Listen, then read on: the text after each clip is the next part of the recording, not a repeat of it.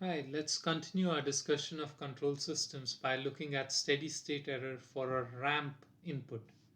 Now, we've looked at the ramp input before, and the Laplace transform of a ramp input is given by A over S square, like here. Now, if you calculate the steady state error in this case, what you will find is that this S cancels one of the S's here, and therefore you get this equation for the steady state error.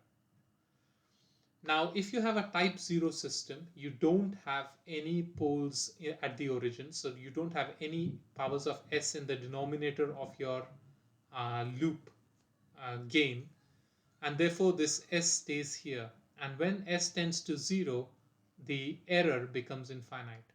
So for a type 0 system, essentially for a ramp input, the steady state error is infinite. So it doesn't grow close to the initial to the response that we want. The output just diverges from the desired output.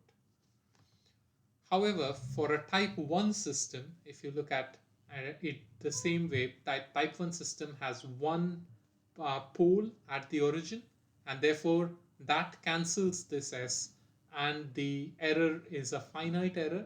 It's A over KV. In the case of a higher order system, anything greater than n equal to 1, so this should have been greater than equal to 2, any type 2 or greater, what you will find is the steady state error becomes 0.